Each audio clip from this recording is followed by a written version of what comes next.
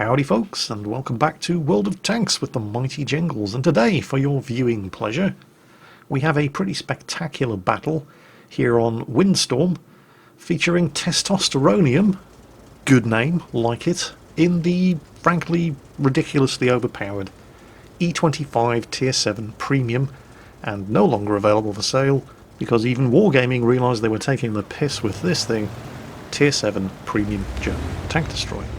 Fair warning before we start, the beginning of this match is going to be pretty slow, but when things get interesting really quick. So, Tier 7 game, Tier 7 Tank Destroyer, and it is the E25, so you perhaps shouldn't be surprised to hear that Testosteronium is going to have a very, very good game indeed. Given the map that he's on and the machine that he's in, his initial starting position is completely predictable. I mean, you're going to expect machines like the E25 to be up here, but expecting them to be here and seeing them are two entirely different things. There's not an awful lot of the team covering this side of the map.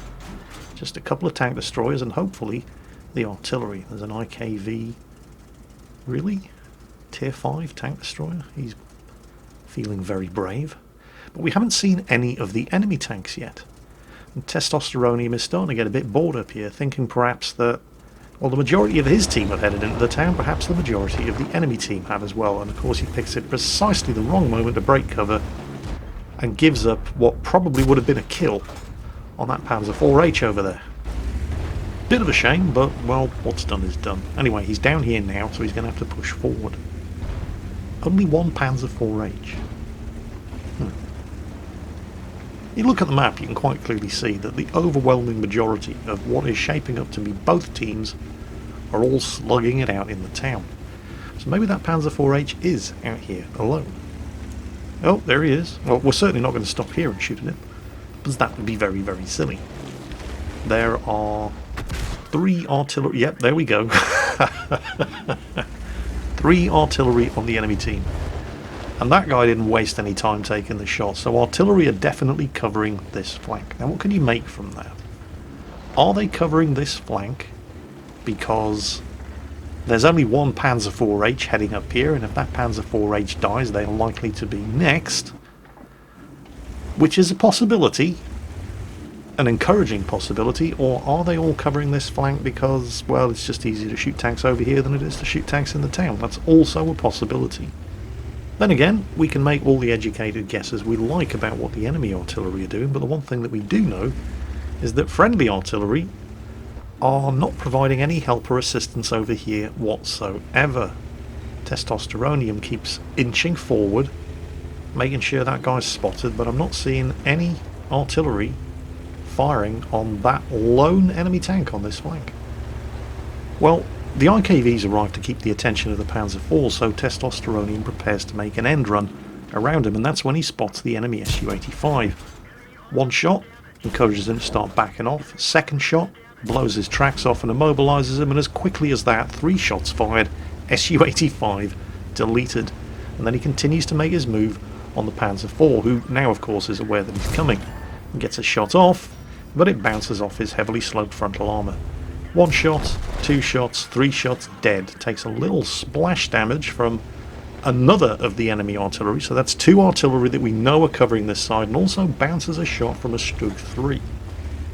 So that's 2 tank destroyers, one of which is dead, 1 medium tank, which is dead, and at least 2 of the 3 enemy artillery are paying attention to the northern flank here.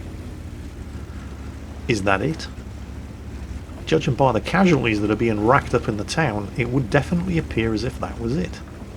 So, 1 E25 and an IKV-90, because that's all that attacked around this flank, are now within shooting distance of the enemy base. And they've spotted the Stug 3. Should be nice and safe from artillery here. Turns around. Yep, that one missed. And that one bounced. And he really doesn't have very good shots at the Stug whatsoever, but they've at least forced him to back off. So, from here, they've already spotted one of the artillery. It's the Lorraine. Doesn't really have a shot at him though. Oh, and there's the M44. He's got a shot at him. But he is paying attention, and one shot is all he's going to get. Unfortunately, while they had spotted an enemy IKV-103 with a tank on the downslope of the hill there, he just doesn't have the gun elevation to get the gun pointed at him. So he has to reverse up onto the hill, by which time he's disappeared. He takes the shot anyway, because he's double bushed up here. There's no way anybody's going to see him. Well, not from the position of the IKV-103 anyway. But artillery know that he's here now. Oh, and by the way, there were only 4 tanks left alive on the team. I just thought I'd put that out there. The enemy have absolutely slaughtered them in the town. So while it's tempting from here to push into the enemy base, kill the artillery, or try to kill the artillery, and then try to cap, you're going to be outnumbered 3-1, caught in the corner of the map with nowhere to run to, and everybody knows exactly where you are. So instead, Testosteronium starts seeing what he can do about whittling down some of those enemy numbers. Starting with the Stug 3, who didn't take the hint the first time. There's one. It's only going to take 3. The Stug only has 350 health. And got him. Now what are you going to do? You're being capped. You still have one surviving artillery, but probably not for much longer. Well, I did dismiss the idea of pushing into the enemy base and trying to cap it out, and then just killing the enemy team as they come to try to, stop you. And that should be a stupid idea, because, well, outnumbered 3-1, and they all know exactly where you are. It is actually quite a good idea if the enemy team consists entirely of idiots, and they all come at you one at a time. And we've seen that happen many, many times. But it's not something you can really count on. But in any case, they're being capped, so he has to do something about that first. He's seen the guy in the cap, it's the VK, but the VK hasn't seen him yet. He's going to have seen him now, of course. Yep. One more shot. And the VK is down. Cap. Reset. With some supporting fire from the IKV-103 over there, who did just take an artillery hit earlier. And speaking of artillery, yep, there it is. Okay. Now what? Enemy KV-2 spotted, and that could be incredibly bad news for the IKV. Can Testosteronium hit him from up here? I do believe he can. How many shots does it take to kill a KV-2? Oh, set him on fire, but he's extinguished it. Gets one more shot off. Another one? Probably didn't hit him. So the KV-2 survives. He's now the last one left alive on his team, and there are 6 enemies.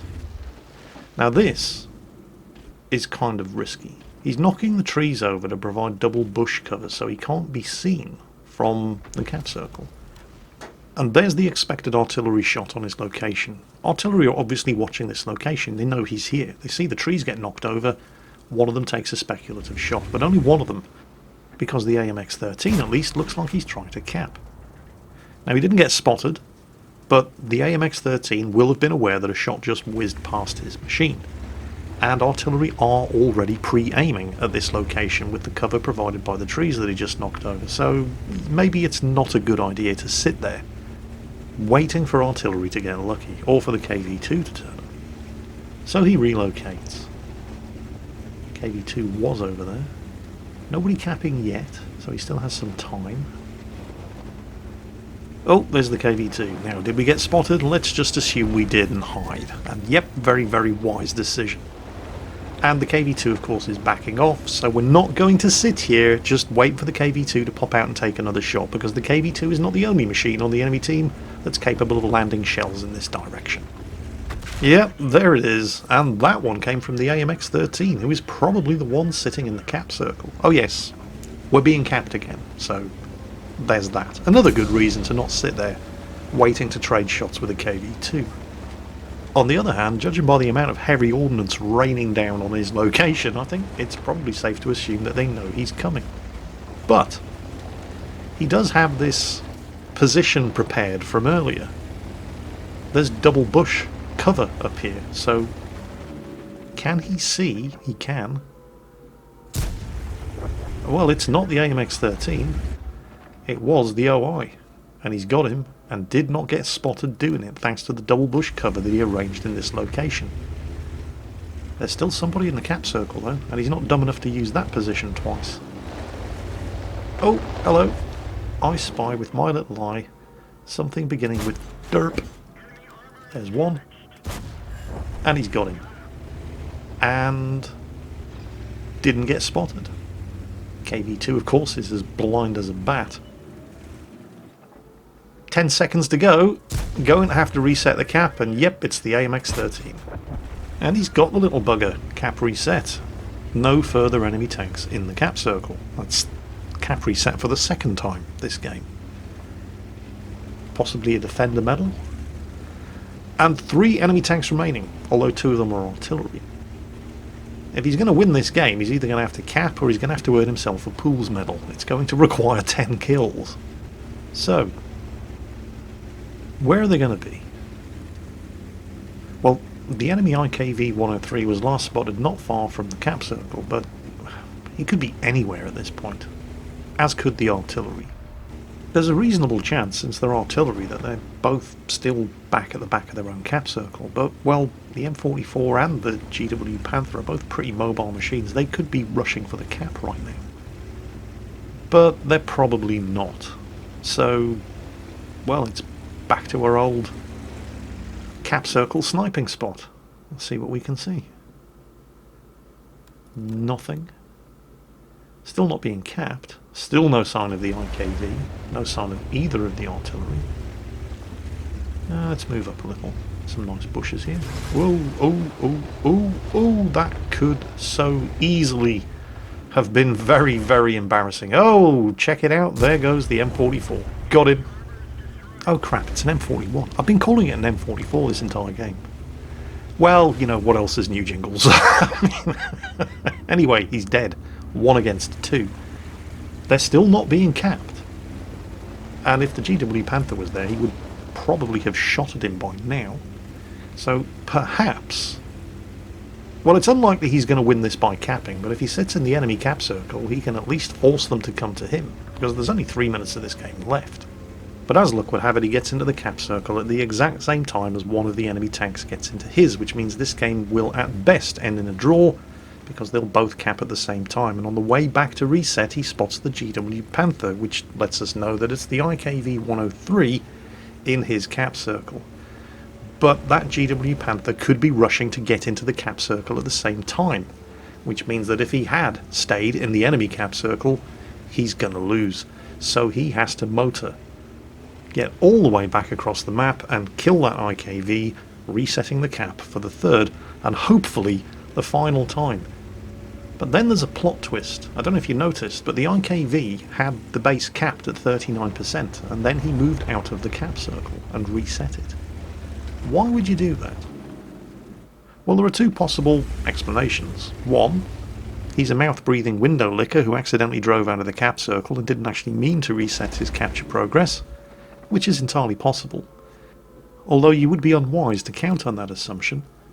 But based on the fact that Testosteronium can't actually see anything in the cap circle from up here, it's more likely that he moved out of the cap circle in order to get into a better position where, well, he wasn't going to be spotted from up here, for example. 2 minutes remaining. If Testosteronium couldn't spot him from up there, there's only one place he can be, but the danger here is he's going to run into the GW Panther on the way to smoke out that IKV. And he does not have a huge amount of time in which to do it. But he should have enough. He's going to have to be sneaky though. Luckily, he's in an E25. Sneaky is what this thing does.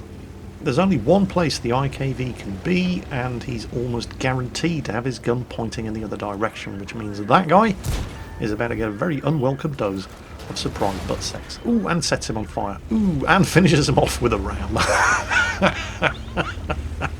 Just for extra style points. Right, 9 kills, 1 enemy tank remaining, the GW Panther, and he knows where he was. And judging by the direction that shot came from, he's still in the same position, pretty much right where he was when Testosteronium spotted him earlier. So, 1 further artillery kill, all kinds of medals.